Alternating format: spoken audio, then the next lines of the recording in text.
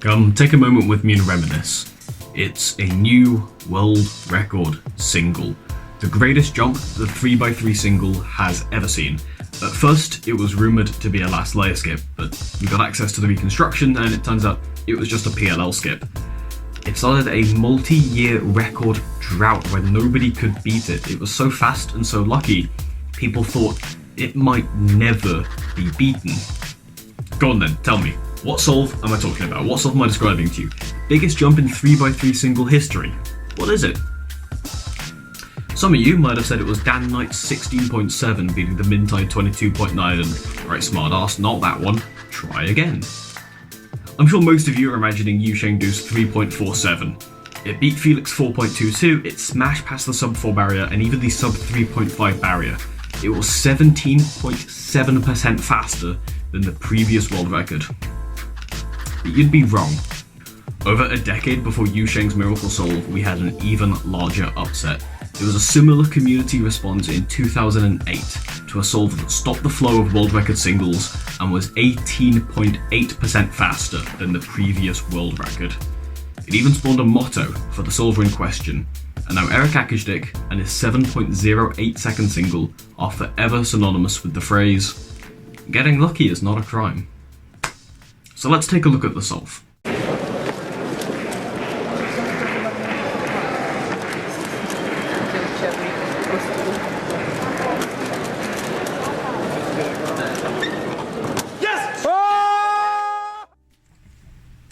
Okay, so here's the scramble with reconstruction courtesy of Rico.nz, as run and hosted by Stewie, a very useful tool.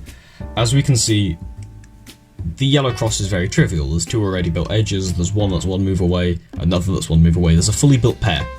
So what Eric did here is, starting with yellow in front, we're going to put the green edge in place, then R2 to bring this pair up into the top, move it around, fix the cross, and a wide U will allow Eric to solve the first pair rotations with no fancy tricks because it puts the green center on front.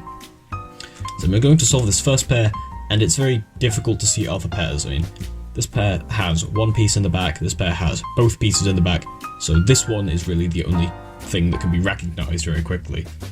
So we're going to bring it over to the slot, rotate over, break up an insert, and again, it's just very obvious that this is going to be the next pair. It's already built, it's right there in front of us. In it goes. Our last pair, the fourth pair, very simple, not really much left to do here, nothing fancy, just a pair solution. And then for OLL we can already see we have IOLL, we have this AO. If you do COLL, CMLL, any other set with CP, you'll recognise that this is actually solved CP. So when we go around here and do F double sexy, CP will be solved, as well as all of the edges. Now if we want to be authentic to the solve, we're going to have to peek back and do UU, and that is the solve. Now, much like Yu Sheng's solve, this left a bit of a sour taste in the community's mouth. Not vastly, but it was definitely there.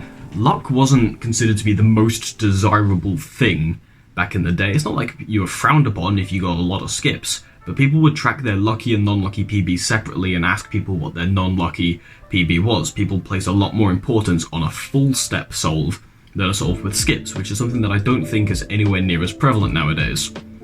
I pin this down on a shift in community perspective from skill to speed. The original wave of speed cubers would time their solves to measure how good they were at solving. The newer wave of cubers nowadays solve to get a lower time.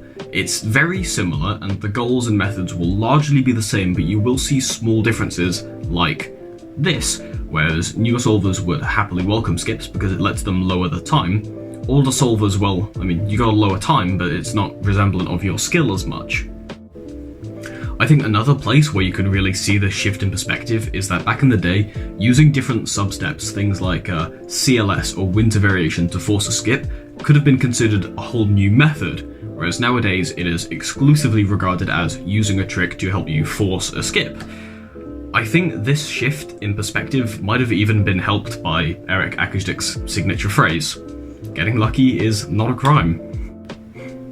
And if this 3x3 world record wasn't enough to kickstart that change in community perspective, then 3 months later, Eric would get a 7-mover on 2x2, and he would drop the world record single by 0.7 seconds and break the sub 1 barrier.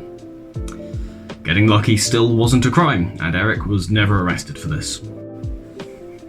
I think there's a few notes to take home from this video. Firstly is that community perspective is ever shifting and it usually differs from person to person.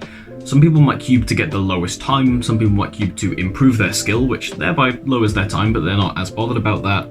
Maybe some people are just in it for method development. But over time, the community zeitgeist will always change and individual people will have different opinions about what a hobby is for and what it is about. And secondly, embrace the luck. It's not a crime, and it's definitely fun.